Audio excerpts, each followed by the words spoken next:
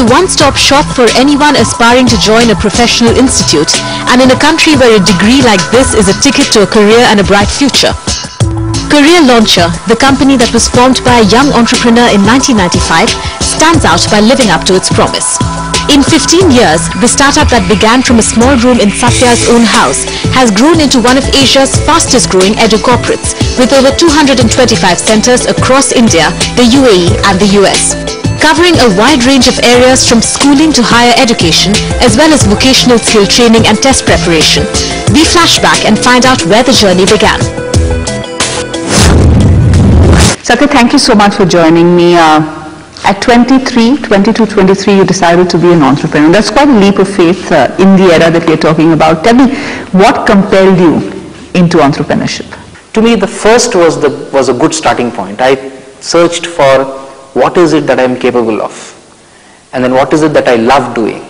So the teaching and the IIM background part, and then the need in the market, which I had experienced very closely graduating from my college to IIM Bangalore. I realized that there is a gap in the marketplace. So I think these 2-3 factors came together to just make it happen. As the story goes, you started off in your house with 360 rupees, nothing but 2 chairs, and then you started your journey, which has got you to where you have. So my first question is that it's not a novel idea. Many people have done it. What made you different? My initial offering to the students was a program called the Personality Development Program. And my instinct or my insight told me that far too much emphasis was being placed on the first part of the selection process, which is the written test. Whereas each year there would be a bunch of people who would get calls from all the IIMs, but they would not convert in the personality assessment part. And I thought that maybe I know a thing or two which might be valuable to the customers, to the students. So that was a differentiating factor. But let's step back a little. Was the decision to start off something on your own something that was met with resistance? Because in the mid-90s, being an entrepreneur was a risky exercise. Sure. It was a rare thing, and the awareness was pretty low. It had not even come to a stage where risk was even attached to it. The discussions were itself were very few. I was staying with in my father's apartment, so that kind of took care of my overheads, and I think it was pretty easy, not so difficult in convincing people, because I need not have to. When I look back, if somebody were to tell me that but you had access to 25 lakhs, maybe I would have done something else within the realm of education, because education was something that was exciting me, and I chose this because I had no money. So it was more of a constraint in the OR problem than a ab initio idea. Okay, from 1 to 80 students, what was the journey like, and was that a more difficult thing to do, that initial scale up, than the subsequent scale ups that you did? Oh yeah, absolutely. I would say challenging, but that's when I became a man from a boy, because that teaches you, that taught me enormous amount of things which subsequent successful 10 years did not teach. I was the first one who introduced this OMR sheet-led mock CAT taking. Now here I was a supplementary education player who said that I will give you the exact simulated experience. So I went to the same company that made CAT sheets, and I told him that this year I'll give you 400 or 500, next year I'll give you 10,000, because this is the plan, etc., etc., etc. And he was a nice guy, but perhaps he had a soft corner for an entrepreneur. So he pulled out sheets which were not used and gave it to me at throwaway price. He said, so I got this, I went and did it. Next year I killed myself, and we reached only about 1800 from 400. And I had to still go back. I think this is just one incident that comes to me among half a dozen that I can recall, where it taught me what makes for a very sustainable credibility building. Size of the business doesn't matter after a point in time. What matters is, what do people think about you? What do people think about your company, the brand? So how did Satya Narayanan transform Career Launcher into one of the leading players in the Indian education sector? Find out when we return.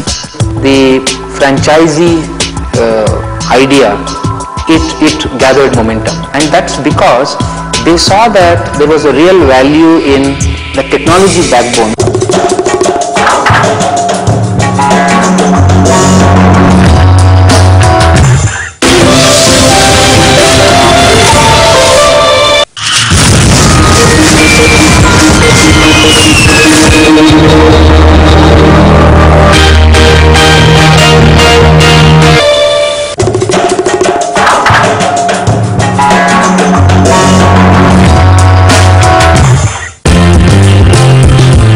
Career Launcher is a name every MBA or engineering degree aspirant is familiar with, and the man behind it, Satya Narayanan, has had quite a dream run. Like every entrepreneur worth his salt, he had his hits, misses and big bets, most of which seem to have paid off. You said 225 centers, you're in multiple countries. Now, what does it mean as you scale up business? What are the challenges out there? In a way, I've made life very difficult for ourselves by having moved from being a pure test prep company 5 years ago to one that is spread across 4 distinct areas of education and training. So, how to take each one to the next orbit is what I am preoccupied with. And I find that each one is at a different stage and needs a different treatment. As an entrepreneur in the journey, what were the biggest challenges that you faced? What were the 2-3 things that you learned a lot from? Maybe you're being very nice in using the word challenges, but if you ask me, we keep talking about blunders, tragedies, catastrophes, mistakes. Harsher words. Yeah, these are more appropriate words, because then that gives you the appetite to deal with good news, if you can deal with bad news.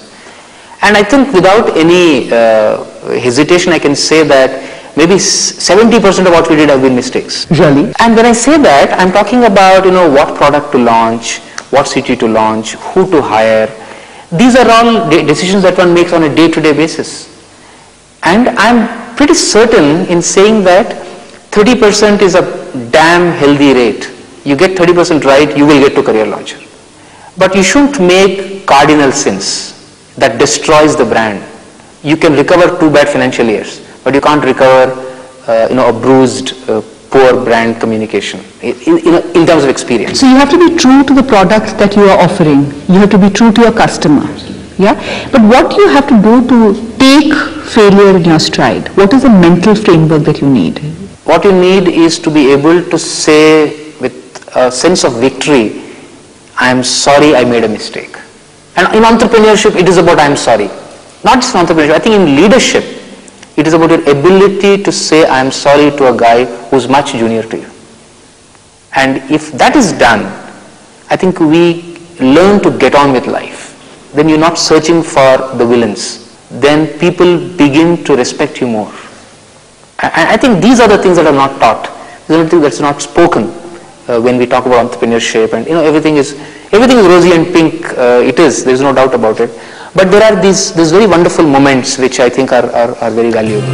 According to a report by CLSA Asia Pacific Market, the e-learning market size is estimated at 105 crore rupees and is projected to grow to 1092 crore rupees by 2012. And the under-penetration of technology in India, especially in the education sector, has opened up huge avenues for companies like Career Launcher to innovate and create a space in the country's basic education curriculum. But technology wasn't just a platform to reach out. When you said scaling up, how did the scale up actually happen? You said you, of course, launched a product, a bigger suite of product, but in terms of the back end, what did it require? The franchisee idea, it gathered momentum. People started believing in it, and that's because they saw that there was a real value in the technology backbone. We had invested in technology with a complete conviction. The work that we did in enabling our services were phenomenal. We were the first to put up stuff like ERP in a test prep business, a student information system, FIS for employees, financial information system. At least 30 to 40% of academic servicing were powered through technology.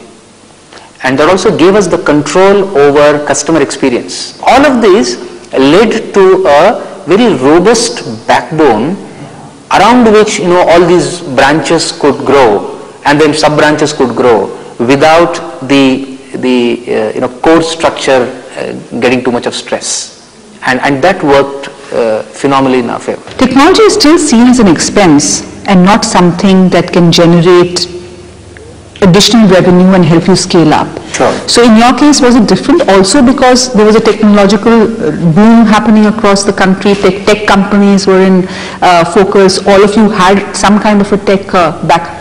Whether it's technology or even HR, these are overheads, or these are critical, depends upon the conviction of the business leader. If the business leader is convinced that this is critical for my continued success and continued differentiating factors, then it's not overhead. You don't invest in technology, you might be okay for the next 12 months, but we're going to suffer in the next 2 years. Oh, another corollary question to this, is the fact that you're dealing with the youth also a factor Absolutely. that makes you Absolutely. invest in technology in a big way? Yeah, I think though that has as a phenomenon that has become far more visible in the last 3 to 5 years, but what you're saying is right. Maybe some of them are even smarter than the technologists of 15 years earlier experience if he's not in step with the current technological innovations across the world. You're absolutely right. As your critical mass and scale improve and increase, you have to invest even more in high-end technology. So how do you go about doing that? I think howsoever large a company might become, or whatever be the era or the time, if we keep the distance between the consumer and the decision makers the minimum, if we can hear from them directly, we will be on our way. If there are far too many layers and we are not in contact with the customers, then I think we'll get into an area of risk. It's not that if we are in touch, we are going to be infallible. We might still make mistakes. So a lot of the needs, technological innovations actually come from the customer because they are the end users. All the time. And not just technology, even the business consumer needs. No, technology is an enabler to a consumer problem, to a customer's need. And technology becomes critical because we want to effect that change not in one location, but across 225 locations. So technology is an enabler. It's not a panacea. Coming up, we focus on the rapidly growing demand for education in India. We need at the rate of 5,000 new schools per annum for the next 25 years. This is after counting all that government will put. And it is at different levels of the pyramid that Professor C.K. Prahlad always spoke about.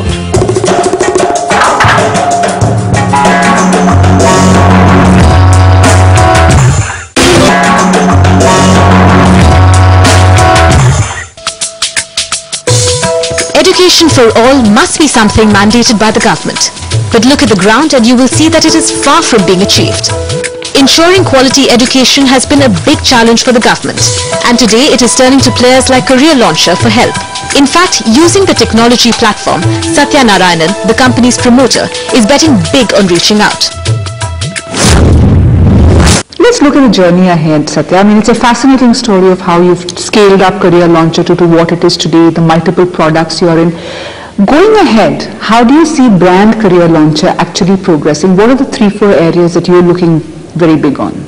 Career Launcher has, today when we talk of Career Launcher internally, CL, there is one part that represents test prep training and vocational training. So there it is betting a lot continuously on test prep growing and changing, it is changing in its colors, it's changing in its shape, and I think there's a very interesting entrepreneurial task there. Not all are going to be successful, but I think there's a great opportunity. There's a great opportunity which was never there before. The vocational part that we've entered, that is just about started. It's literally a newborn baby in our country. We're talking about wanting to train 500 million people, 50 crore people in the next 10 to 12 years. Government is going to be a big player there. So the organization has to learn now to deal with government as a customer, which we have not done in the first 15 years. These two we think will continue to grow at about 22 to 25%. The schools, the K through 12, there we started in 2006 and then we now have about 20 schools, including the schools for the poor. There, my bet is that in about 5 years' time, there will be a $1 billion plus market cap, pure K through 12 company in the country. Really? Yeah. That big? Yeah. Whatever be the noises that we hear, we see, that will be there.